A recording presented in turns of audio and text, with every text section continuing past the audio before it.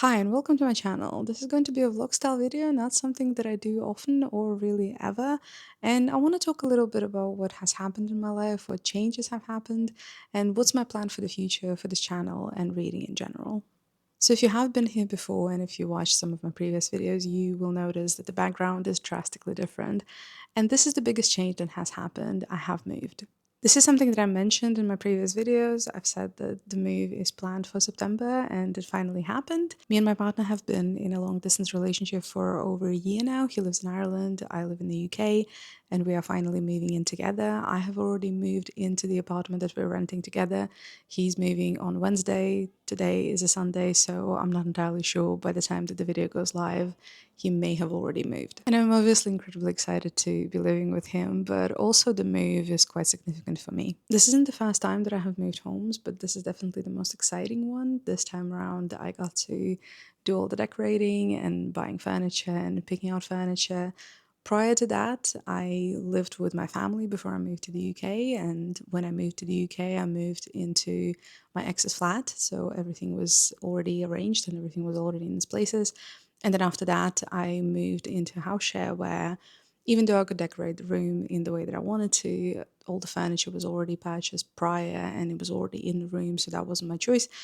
Now I have a free reign. Obviously, everything is done with my partner and everything is discussed with my partner, but I have a free reign of choosing whatever I want. And that is an incredibly fun and exciting step further into adult life. And one of the first things that I knew I'm going to buy is the shelves behind me. For the past 3 years of living in a house share, all I had is the little shelf that I had in my videos, and that could hold very, very, very limited number of books. Everything else that you see on these shelves was actually in the storage under my bed. And seeing all of these books on the shelf, all in their own places, is so incredibly fun and exciting and just makes me happy every time I look at them. Now, I've realized I'm not a very good content creator because there was a little voice in my head telling me to wait with assembling these shelves and putting books on them because I thought that would be an amazing idea for a video, but unfortunately, I could not wait. So these were assembled by me, which makes me incredibly proud, and I put all the books on them in the middle of the night, and I could not have been happier with the end result. And these are, as some of you may recognize, Billy shelves from IKEA, and the two behind me are stacked with fantasy, sci-fi, and horror. And the one to my left is a mix of pretty much everything else. There's some historical fiction, there's some mystery and thriller, there's some romance, there's a lot of contemporary fiction, there's some classics. All of that is mixed in together, and then I have a separate shelf for all of my nonfiction, and then I have a separate shelves for all the books that I own that are in Russian. I may have mentioned before, Russian is my first language. I wouldn't say it's my main language anymore. I don't really speak it as much in my day-to-day life, but I have some books here that are in Russian. Those are mainly Russian originals and one translation, which was a present from my dad, and it holds a very special place in my heart. But all the rest of it is just Russian classics and some fantasy that was written in Russian originally. So these are my shelves. I was very happy to see that there's some free space, there's some gaps. Hopefully they won't be filled as quickly as I know I'm more than capable of. There's a lot of unread books on these shelves. I'm well aware of that. There's a lot of duplicates. I do like buying special editions, and I do like buying several special editions if I really like the book. There's also some examples of hardcovers and paperbacks of the exact same book, just because I don't feel like carrying around the hardback. So I've also purchased a paperback, and then the paperback becomes a copy that I'm more than happy to lend to my friends, and more than happy to carry around with me in a purse and read it on a bus, on a train, or somewhere in a cafe. And that sort of leads a little bit into what my plans are for the future, both for myself as a reader and for myself as a content creator. But let's start with myself as a reader, or more so a book collector and somebody who really enjoys buying different editions of books and just buying books and having quite an extensive collection of books. Now, just to add a little bit of context to that, because for many people this would absolutely not count as extensive, reading used to be my main hobby. It used to be a very significant hobby for me when I was a teenager, and then I stopped reading in my very early 20s, and I didn't restart until my very late 20s or maybe even my early 30s. So this collection behind me, all of these books have been accumulated in the last 2 years because out of all the books that I have on the shelf, there's only one book that I brought with me when I moved to the UK. So with that in mind, for 2 years, this is quite a lot of purchased books and very few of them are secondhand. Most of these books were purchased new, and a lot of these books are either special editions, limited editions, or generally hardbacks, which then makes it quite an expensive hobby. And to add to that, there's a lot of books that I have read and either just didn't like, DNF'd, or didn't enjoy as much as I was hoping, and those books have been donated to charity. There were also a lot of books that I purchased thinking that I would be interested in reading them, but because the space in the previous place that I lived in was incredibly limited, I then decided that I wanted to declutter them because I wasn't planning or didn't think that I would enjoy reading them in the future. So there's been a lot of books that I have purchased in the past 2 years that have been already donated to charity. So the number of books purchased altogether is quite extensive, and the ones that I have on my shelves is just over 280 books. And out of those 280 books, more than half are still unread, which is not a number that I'm proud of, but it's also not a number that I'm ashamed of. I have listed my Goodreads with all the owned and unread books so I can keep a track on what books I own that I haven't read before. Not all the books on these shelves are on that list. There's a couple of series that I own where only the first book in the series is on that list, the rest of them aren't, but I in fact own the entire series. So the total number of the books on that list is 158. The total number of unread books on the shelf, I would say, is maybe closer to 165, 170. And I am under no illusions of thinking that I could ever bring that number to zero. I don't really plan to even try, but I would like to bring that number down a little bit. So that gets me to my point number one. I would like to make a conscious effort of buying less books and reading a lot more of what I have on the shelf already. That doesn't mean that I'm starting any shape or form of a no buy. I know myself well enough to know that that will not really work for me. I just want to be a lot more mindful about what books I buy and whether I actually have an intention of reading them. And as for motivating myself to read the books that I have on my shelves, I haven't really decided how I would approach that. There's been a couple of challenges or projects that I attempted to start on the channel. One of them was romance reading challenge. But to be quite honest, I got disappointed in romance quite quickly and realized that there's only a handful of authors that I'm actually enjoying. And forcing myself to read several romances every single month was definitely not a solution. I also didn't quite enjoy using a TBR jar or some sort of a random number generator. I think I'm more of a mood reader where I just go into my shelf looking at books and sort of going off of the vibe and off of the feeling of what I want to read, or listening to what other people are reading, or getting excited about certain books based on reviews or my friends' TBRs.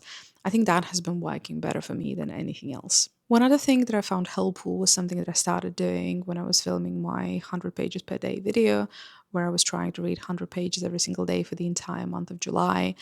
And for that, I created a spreadsheet and I had a tracking system of counting how many pages I'm reading every single day and how many pages I have read so far in a month. And then that would then calculate how far off my goal I am.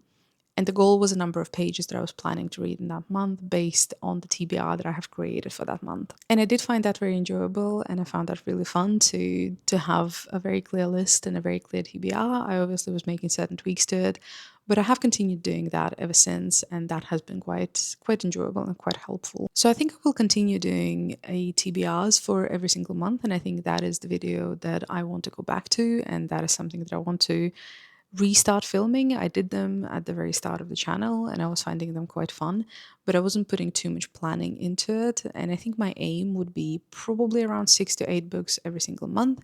2 to 3 of them are definitely going to be books for my book clubs.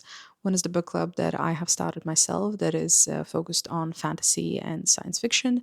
The other book club is the one that I have joined in person, and they focus on contemporary fiction.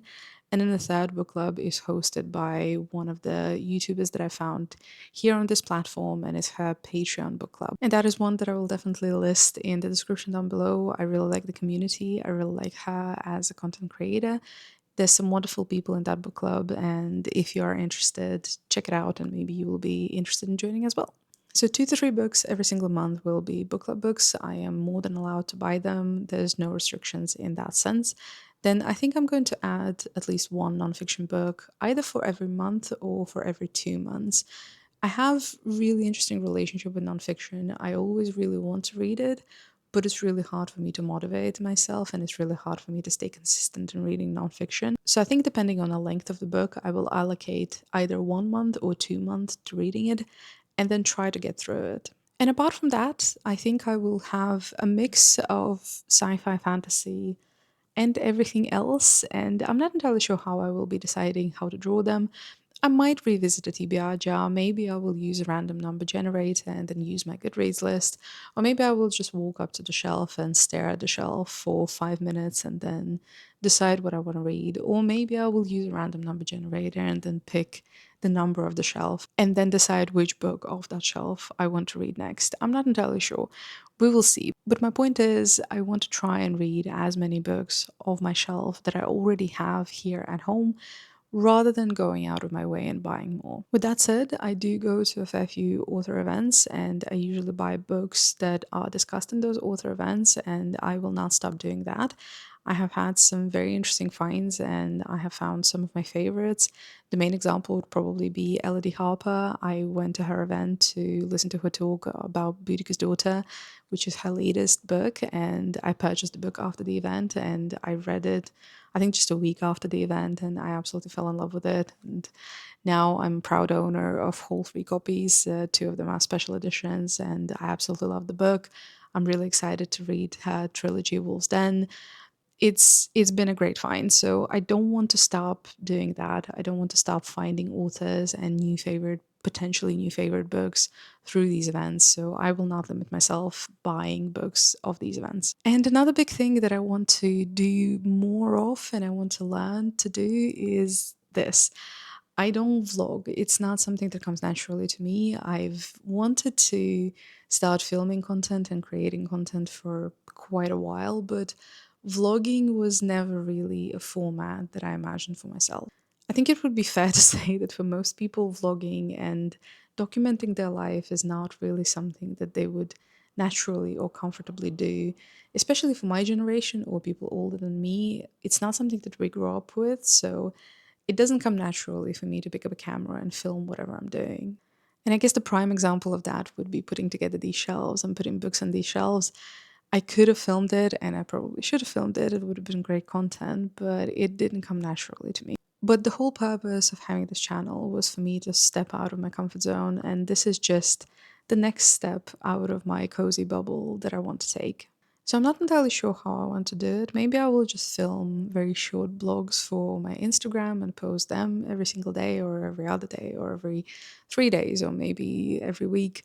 Or I will film longer vlogs and post them on YouTube, or maybe I will do both, who knows? Maybe they will be reading vlogs, maybe they will be book shopping vlogs, maybe they will be author event vlogs. I'm not entirely sure. I think it's going to be a mix and match of many different things, but it's definitely something that I want to do more because I just want to be a lot more comfortable in front of the camera in that format. And I will definitely most certainly continue filming book reviews. It is probably my favorite type of video to film. I find them really fun. It has changed how I read books, it has changed how I analyze books, and I definitely don't want to stop doing that. So to summarize, there will be more vlogs, there will still be book reviews. I really enjoy doing them. Romance reading challenge is scrapped for now, but who knows, maybe I will come up with a new reading challenge. If I come up with an idea that feels organic to how I read and how I approach reading and how I approach this channel, I would be more than happy to start a new reading series. And as a challenge to myself as a book collector, a shopper, and a reader is to pick more books off my shelf and to lower that number of owned and unread books and to maybe minimize how many books I'm bringing home and putting on these shelves so those little gaps can stay gaps for a little bit longer. And if you have stayed until the end of this video, thank you so much for watching. I would really love to know what's been happening in your life. What books have you been reading? What books have you loved? What books have you hated? Comment down below and let's have a chat about it. And I'll see you in the next one. Bye bye.